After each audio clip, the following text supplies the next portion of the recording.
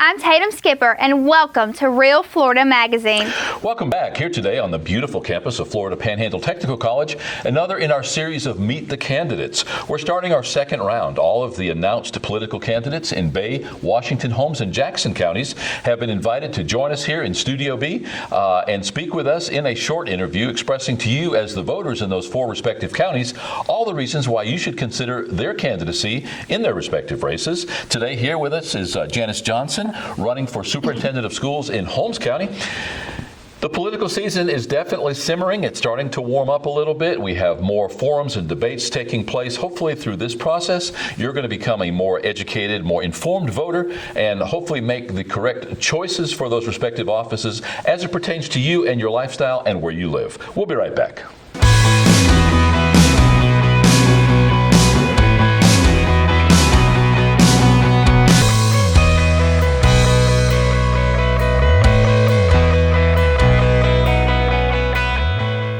Welcome back. As mentioned, our guest today is Janis Johnson, currently running for Superintendent of Schools of Holmes County. Thanks for coming back. Thank you. I enjoyed my last interview, and I thank you for inviting me back.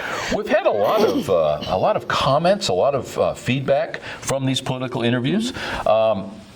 We live in the case of Holmes, Jackson, Washington, and Bay counties, four very large land masses. Right. Impossible for people that everyone that lives in those respective counties to know anybody in particular.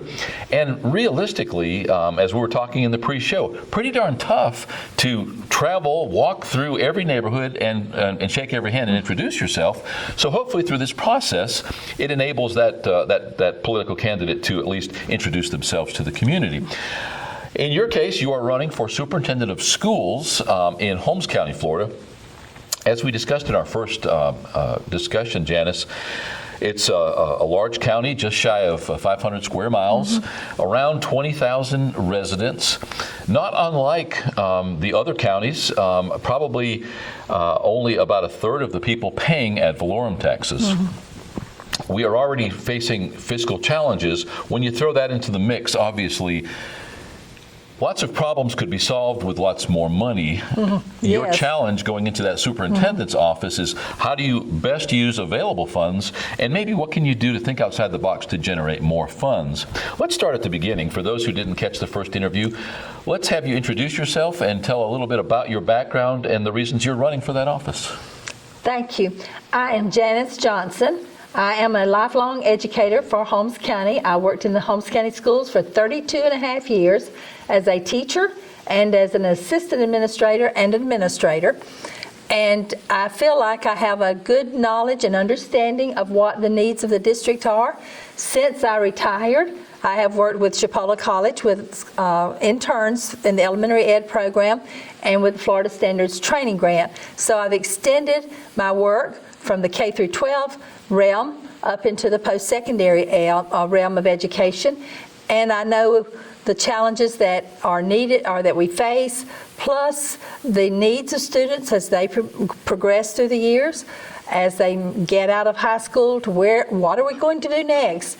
And so I think that I am a candidate that has a broad range of knowledge and a great depth of knowledge so that I can make a very positive impact on what's happening in Holmes County with the students. Yeah, again, as I pointed out, only about a third of the people paying ad valorem taxes, in large part due to the fact that with the homestead exemption as it applies, many people living in homes that don't exceed that number, so they're not paying any property taxes, or they're just simply renting. Right. So definitely a lack of ad valorem income there. What are some of the fiscal challenges, or what are some of the challenges caused by that lack of funding as you see in Holmes County right now?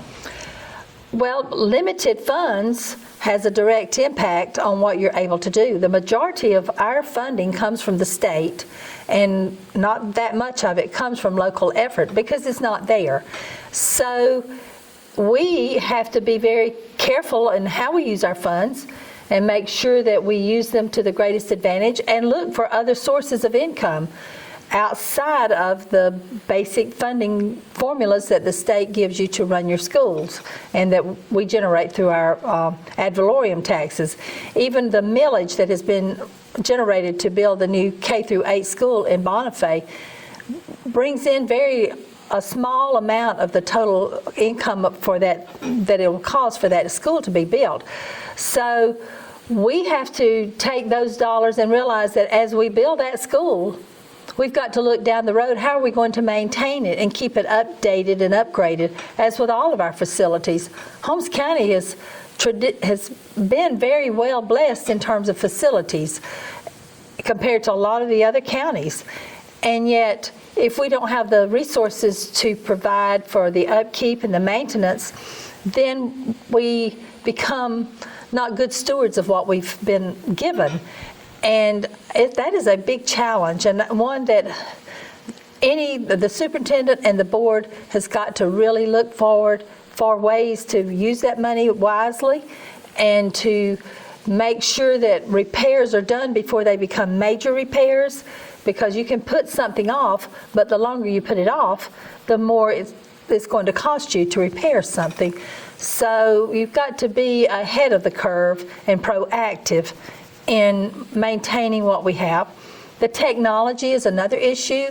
Technology changes almost daily, and you can have things up to where they need to be today, but if you don't have a long-range plan and looking at saving money where you can to go back into that technology to continue to keep it upgraded, repaired, and used. If teachers don't know how to use it, having all the technology in the world is not going to benefit students until teachers get the training that they need and the comfort level so that that technology is used instructionally for students so that it increases their learning capacity rather than just there in a corner sitting there not being used. Yeah, and all good points. You spurred the question for me. Number one, you do have a brand new school being built there now. Mm-hmm. Much like Washington County, we've got a brand new Kate Smith Elementary School, $26 million. It's an exciting time for parents and teachers as well as the school children to be able to move many times from a very antiquated facility into one of those state-of-the-art facilities. Right. As it stands right now, something you brought up, do you fear that there will be some kind of funding issues? You've got the cost of the school construction handled. Do you feel that from a maintenance or an upkeep or a staffing point of view that you may have some kind of fiscal challenges moving forward? Well, historically, when schools have been built, the utility bills are higher in the new facilities. Now, there has been some debate whether they will actually be lower or higher. I guess I'm one of those, have a philosophy, hope for the best, prepare for the worst. And with the total school budget like it is right now, if it increases, well, then you're going to have to find some means to pay those increased utility bills. That's just one part of the picture. The staffing should probably remain constant between the two schools. I mean, bringing the current staff in. I don't think our class sizes are not too large by and large, so that should not be a major issue. But then you also have expenses related to your staffing, because teachers do get step increases most years up until they reach that plateau. Plus, they expect or do raises periodically, and how you're going to maintain that, because when you pay a raise, that's a recurring expense. We in Washington County were facing that enhanced or increased cost of doing online testing of one device per student to be able to enable a lot of that online teaching. And there was an initiative to try to pass a half-cent sales tax as a referendum in our last election cycle. It was defeated here, about 2-1, if I remember. Has Holmes County tried such a funding resource, or have they attempted anything like that, to the best of your knowledge? Not that I know of. The only ad valorem tax that we haven't added has been the ad valorem tax to build the new school. And when it's over, well, then that tax will go away. So historically, Holmes County people have been mostly like Washington County people. They are not in favor of putting sales tax or ad valorem taxes. And that presents a challenge because our tax base is small. Even a tax would not bring in that much money. So a person that's in the head position as superintendent is going to have to be very creative in looking for every way they can save money so they can spend it in the areas that it needs to be spent. In my mind, a sales tax is probably one of the most fair taxes because only when you spend money does that tax kick in. That said, though, just like everyone else, I hate taxes. I don't want new taxes. Are there opportunities, that said, in Holmes County to be that better steward of those fundings? Is there an opportunity to save money in order to be able to maybe help afford the cost of some of these things to which you allude? The only way that you can is look at your expenses very closely, just like in your own household budget. When you're reaching the end of the month and the dollars may be there, you have to tighten up. And that's going to be the case, very likely, that might have to happen down the future. I know a few years back, we had to really go through some times of tightening up because the state was going through the recession, and it had an impact on what happens in school funding. So you just have to, in my opinion, be very diligent about knowing where your expenditures are, and where you can cut them closely. Where you can't cut, then try to find alternate sources of income or resources to pay what you need to have. Great Britain, as you allude to, had to take some very severe austerity measures just within the last few years. And I think that the thing that the public must embrace is that the good days are behind us, and we have to, like you say, tighten our belt. And those days of not worrying about funding are gone, if we ever enjoyed them to begin with. What we allude to as the good old days when things were booming, we are not experiencing that right now. So as business goes down and as money becomes more scarce and unemployment goes down, but our costs rise, well, obviously there's a gulf there that must be bridged. Your background in education tells me that you've got a passion for children and a passion for education. What, getting away from the money for a moment, when it comes to the actual education, as you point out, with much of the funding coming from the state, you have to jump through the state hoops, whether it's Common Core, whether it's the testing processes. Not saying any of those are good or bad, don't want to get into that conversation, but at the end of the day, you still have to pay the piper, in this case, the state of Florida. Are there things that you, as the superintendent of schools, can do to be creative, to better engage students, to, even though you have to subscribe to the curriculum as prescribed by the state, are there things that and I don't mean you specifically, but within any county, are there things that the superintendent can do as part of that office duties to help better engage students, to help teachers become more engaged, to make that educational process more exciting, more fun, perhaps raising the standard and the overall grade of that school? If students aren't engaged in learning, they're not going to learn. And it's very incumbent upon us as educators to find out the teaching methods and the skills that we need as teachers to engage students. And thankfully, there is a lot of research now about what is the best, most efficient use of learning time, so that when students are in class, they're on task. The luxury of having free days or free time in education has never really existed, but it's way past gone now. When students are in class, they need to be working, and they need to be working on work that is meaningful and that is focused on the Florida standards, whether you like them or not. That's our state curriculum. And the state has done an excellent job, in my opinion now, of providing resources and training for teachers to use, and for resources for their parents and for the students to use at home. That's what I did last year at Chipola. I worked on the Florida Standards Training Grant, where I learned about the tools that the state has developed to help teachers teach the standards in a more efficient manner and a way that gets students engaged and excited about learning. Yeah, with the advent of online, with the advent of all of this content, as you point out, resources available online, shame on us if we don't find out what it's going to take to engage that particular student. You can't throw this out en masse to 30 people and expect them all to toe that line. The curriculum is cast in stone, but you've still got that one-on-one that's so necessary. Well, let me interrupt you. And one thing we taught last year at Chipola, and teachers are needing to be more aware of and use, is differentiating instruction and teaching to the students' sweet spot of learning.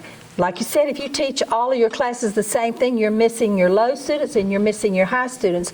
But the state has developed instruments and curriculum to help teachers meet those learning levels of each of the students, and that's going to have to be done. If we're going to provide the instruction that they need so that they're successful on the tests that we're expecting them to take, then they're going to have to be taught at their learning level, not everybody taught at the same level.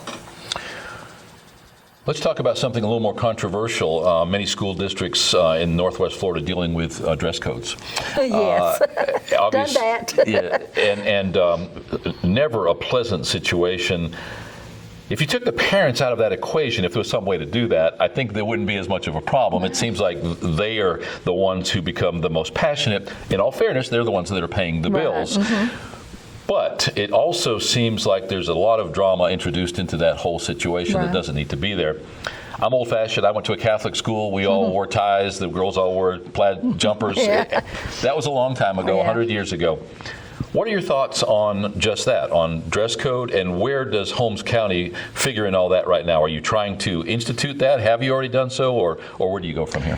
We have a district dress code that specifies the length of shorts and the kind of tops that students should wear, and it works as long as parents and students and teachers adhere to it. It can be very troublesome at times because you spend some time, educational time, worrying about dress code, but if you don't have if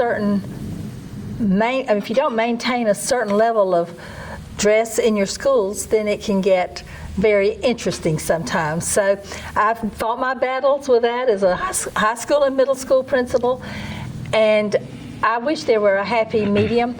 I've even thought about, just having pants, jeans, khakis, something, and then a school T-shirt.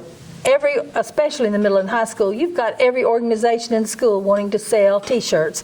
So either a polo shirt that's the school colors and a T-shirt that was bought from school funds. That's just a possibility. I'm not saying that's where I'm promoting or where I'm going, but when the dress code becomes a deterrent to learning, then you've got to find some kind of mechanism to get that out of the learning curve. And if we all had the same ideas about what was appropriate, that would make it easy, but unfortunately we don't. So when you come to a school environment, I always used to tell my teachers, you need to come in here dressed professionally, because this is your job. And if you don't dress like when you go home and you want to change into something more, I call it your grungy clothing or something more comfortable, you probably are not dressed well enough for your profession of being a teacher. I think teachers, I hold them to high standards of dress because I think that says to your students, you're important. I dressed up to come to be with you today. And I think that's where it starts. The superintendent of schools is where the rubber hits the road. It's the top position within the school district of any county. However, again, maybe this is my old-fashioned coming out, I don't think it's the job or the responsibility of the superintendent or the schools or the teachers or the staff or administration to determine or to try to enforce certain dress code rules or any as they pertain to behavior on the children, when in reality that stuff comes from home. Right. Do you think that we don't do enough? And I know we're getting onto shaky ground here, but let me say it this way. I believe that we should do more to educate parents about what's proper and what we expect out of our children, versus expecting our children to then carry that information home. I guess we can go back several generations. We've become more lax as we go, but I just can't help but think that so many of our problems start at the home level and not in the school. It does, but then you've got to realize those parents come from a variety of backgrounds, and they have a lot of different values. What I may hold in high regard, someone else, that's not that important to them. So where it is their responsibility to see that their children are dressed and that they come to school fed, sometimes they don't have the means to do that. And as a school, we have to step in and help. And it would be, I used to tell my high school students when they would come with something that didn't meet the dress code, I said, it's a cute outfit, but it's for parties or movies or shopping. At school, we have a certain kind of dress that we wear for our professional life, and you're a professional student, and as a student, you need to dress according to your role as a student. Now, when you're going to the beach, you dress in your role going to the beach. I would kid with them. I said, you don't want me to come up here in a bikini, do you? And that would get some looks. And so it is the parents' responsibility, but then at the same time, it's the schools, because this is an environment that the parents are not in. The students are in that environment. So we have to set standards for that environment that are different than their other environments that they live in. Does that make sense? Oh, it makes total sense.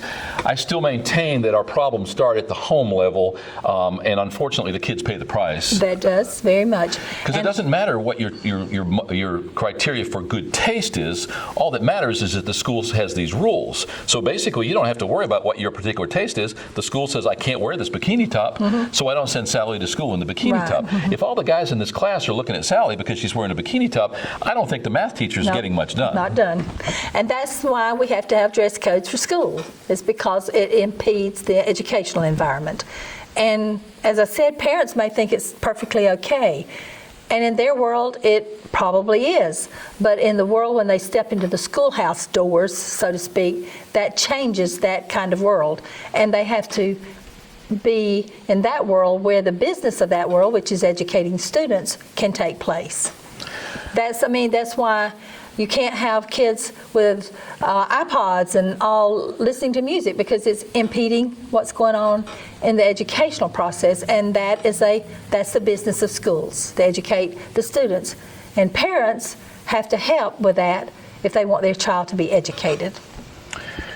When you go to the news and you read about a particular school or school district, they classify them, or they grade schools. If they're an A school, they're a B school, and so forth. And that stays fluid. You see school districts go up, go down. It's usually in relation or in response to something that's going on. How does Holmes County right now stack with the neighbors, with their neighboring counties, and at what point is Holmes County right now? The district has a C this year, and 6 out of the 7 schools have C's. 1 has a B. That is down historically from what it has been in the past few years and the prior years.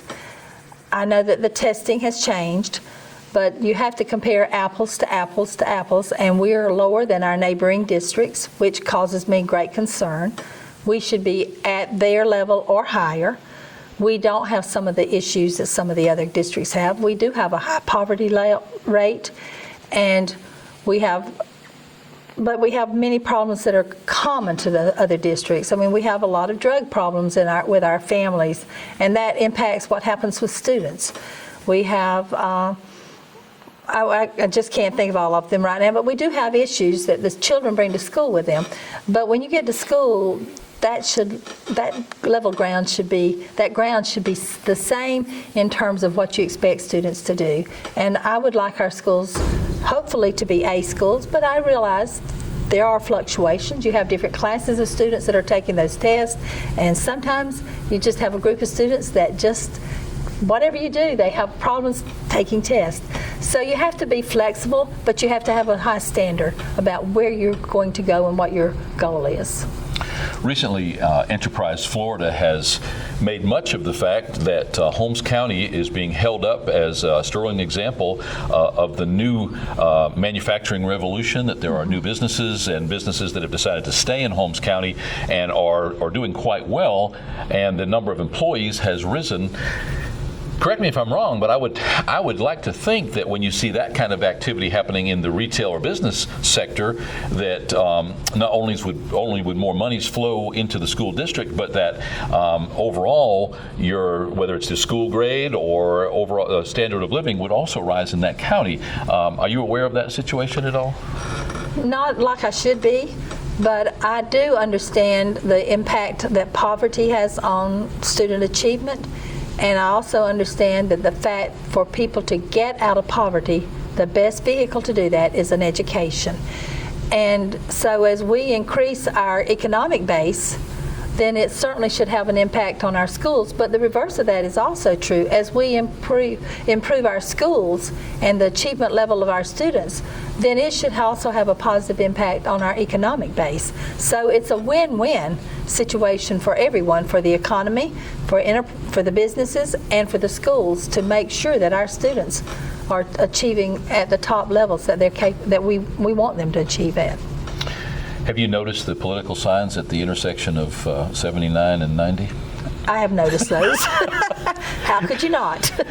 You know, you don't see mine there. I got to tell you, I congratulated all of the political candidates in Washington County, because out of the 4 counties with whom we're conducting interviews, we have very few signs out. Uh-huh. And somebody pointed out to me that you should see that intersection. So the other day, my wife and I took a ride over, and especially where that old filling station is there on the corner, it's like a wall, mm-hmm. almost an impediment to traffic. I would imagine that at some point the state's going to step in and say, listen, enough is enough here. You'd have to question at the end of the day, if I've got this huge sign right next to all of my opponents and all the other candidates in all the other races, does anybody have any net value there? Yeah. It's a little silly. It kind of seems strange, and it's hard to, this is my first experience into the politics of the world. And it is an interesting world. I think when I go about looking in other counties, so I somehow think Holmes County has the most political signs of any county that I've seen. It makes me a little sad that we're not in the sign business, because somebody's making a bunch of money. What do you feel will be the best part for you when you become that superintendent of schools in Holmes County?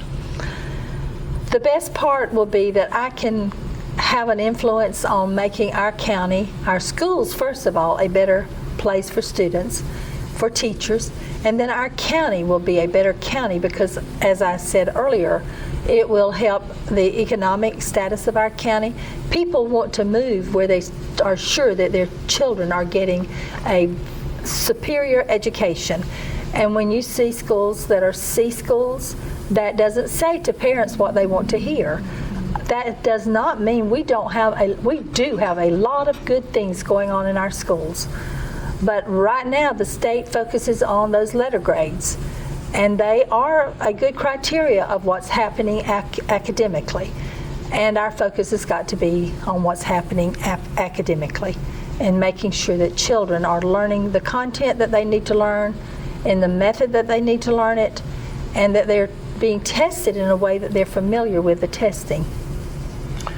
We've talked about the good part of that morning when you wake up and you're the new superintendent of schools, and what the best part of that will be. On the other side of that coin, here's a tougher question. Going in, what's going to be that take a big gulp and wow, be careful what you wish for? I'm now the superintendent of schools. What's going to be your biggest challenge right out of the gate going into that position? I think the finances, we've talked about that quite a bit. We have a lot of needs in our district. We want to pay teachers a fair and honest, or all staff members a fair and honest salary. We want to be able to keep our buildings maintained and repaired and clean and updated. We want to keep the technology current and ready for students to use as they use it to learn with, and also testing, and all that takes dollars. And at the same time, you have a certain amount of dollars coming in. The state expects you to maintain a certain fund balance level so that that your budget is a healthy budget, and that's going to be a very strong issue that will have to be addressed and constantly monitored.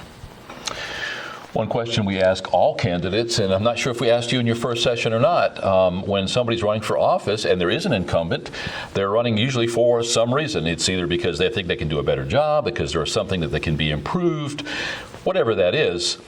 In the case of your race, you have 2 Republicans running. You're a Democrat. There are only 3 of you. You'll go all the way to the general election. Right.